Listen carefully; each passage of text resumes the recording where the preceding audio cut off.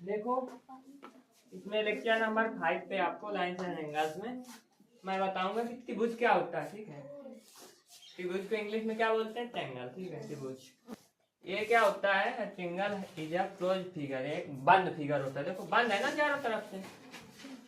It has 3 sides 3 angles and 3 vertices. मतलब क्या है इसका? 3 साइड होती है, एक साइड ये हो गई, एक 2 एक 3। ठीक है, 3 एंगल होते हैं। देखो ये जो बीच में बना है एंगल है ना, कोण। 3 एंगल हो गए। 3 वर्टेक्स होते हैं, ये जो कॉर्नर होते हैं इनको वर्टेक्स बोलते हैं। 1 2 3 यानी 3 vertex, 3 sides, 3 vertex and 3 angles.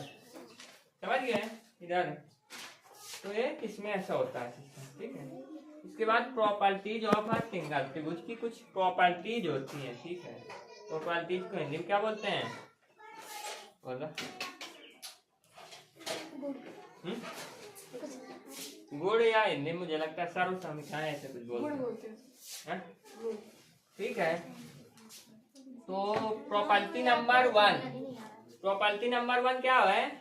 The sum of the 3 angles of triangle is equal to 180 degree.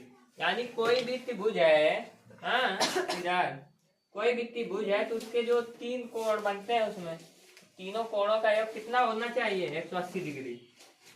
ठीक है, जैसे बीच में एंगल बन रहे हैं तो कितना भी हो तीनों को मिला के 180 होना चाहिए, तभी वो त्रिभुज कहलाएगा। समझ गया इसमें? जैसे इसमें देखो ये 50 डिग्री दिया एक एंगल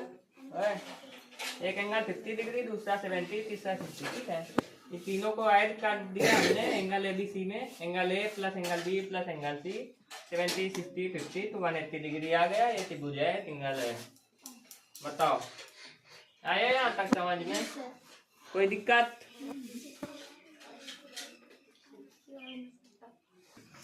देखो इसमें अगली बात, property number 2, the sum of the length of any 2 sides of a triangle is greater than the length of its third side।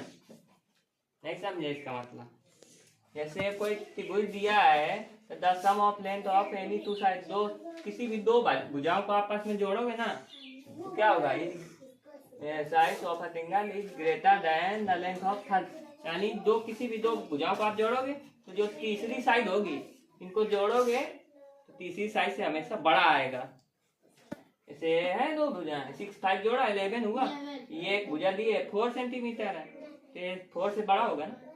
बताने का मतलब यही है, समझा रहा हूँ। 3 sides of angle PQR, angle कौन सा है? PQR। ठीक है, are shown here are 4 centimetre, ये वो आपको दिया इसकी लंबाई। ठीक है, जैसे देखो 4 सेंटीमीटर प्लस 6 सेंटीमीटर, 4 और 6 ये 2 भुजाओं को आपस में जोड़ा।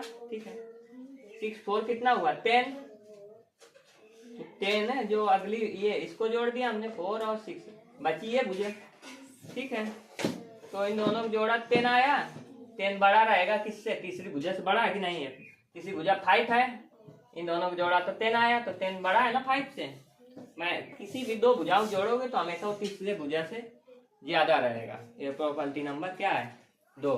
यही समझने की बात है। समझ गए आप लोग? जैसे 6 5 जोड़ा 11 हुआ, 11 6 और 5 जोड़ा 11, ये 4 है, इससे बड़ा है ना। तीसरी बात 4 सेंटीमीटर 5, 4 और 5 जोड़ा 9 हुआ, ये 6 से बड़ा है, ये होना चाहिए, तभी वो त्रिभुज होगा, त्रिभुज कहलाएगा।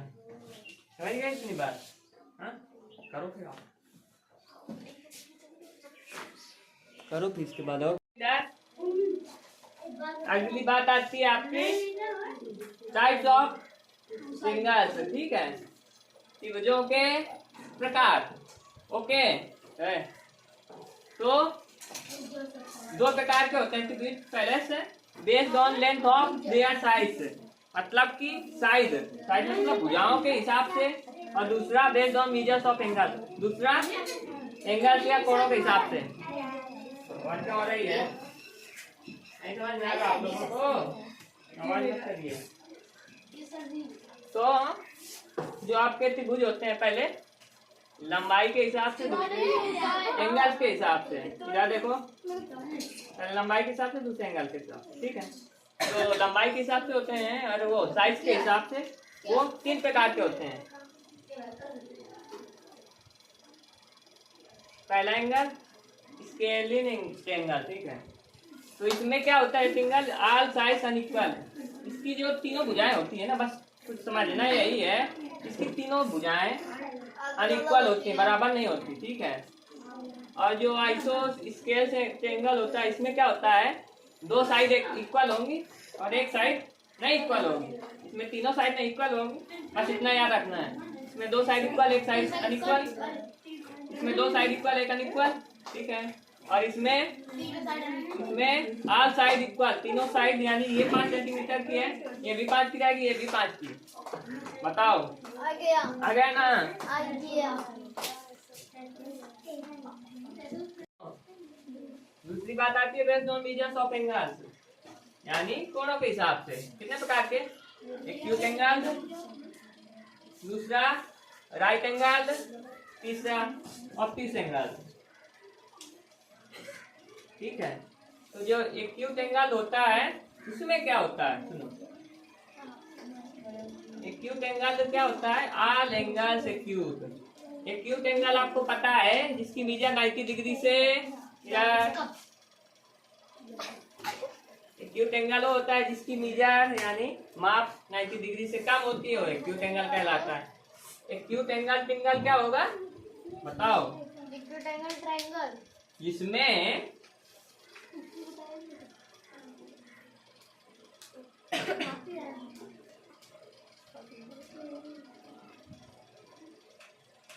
ठीक है,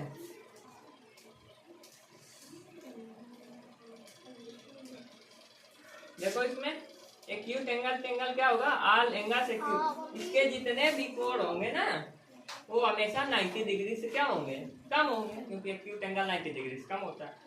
तो ऐसा त्रिभुज जिसके तीनों कोण 90 डिग्री से कम होंगे, उस एंगल को आप बोलेंगे एक्यूट एंगल ट्रायंगल। बताइए, आया समझ में? दूसरा राइट एंगल ट्रायंगल, ऐसा त्रिभुज जिसकी एक साइड 90 डिग्री हो, ठीक है। एक साइड 90 डिग्री हो गई और बाकी साइड ना हो, 2 साइड, उसकी 2 साइड 90 डिग्री बनाए, तो ऐसे एंगल को कौन सा एंगल, 1 एंगल राइट एंगल। इसमें एक कोण 90 डिग्री का होगा, तो ऐसे एंगल को क्या बोलते हैं, राइट एंगल ट्रायंगल, ठीक है। ऐसा त्रिभुज जिसमें 2 एंगल्स 90 डिग्री का एंगल बनाए, ठीक है, समझ गए। अगली बात आती है ऑब्ट्यूस एंगल, ठीक है। ऑब्ट्यूस एंगल क्या होता है, जानते हो आप? इसको हिंदी में क्या बोलते हैं ऑब्ट्यूस एंगल को, बताओ, बोलो। नहीं, ऑब्ट्यूस को, इसको तो न्यून कोण बोलते हैं, इसको समकोण बोलते हैं, इसको ऑब्ट्यूस को क्या बोलते हैं, अधिक, हाँ, ठीक है।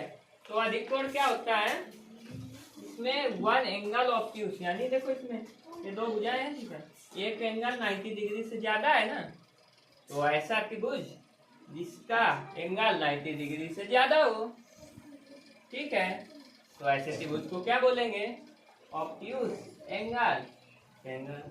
समझे? ठीक है, बाकी चीज अगली क्लास में बताऊं।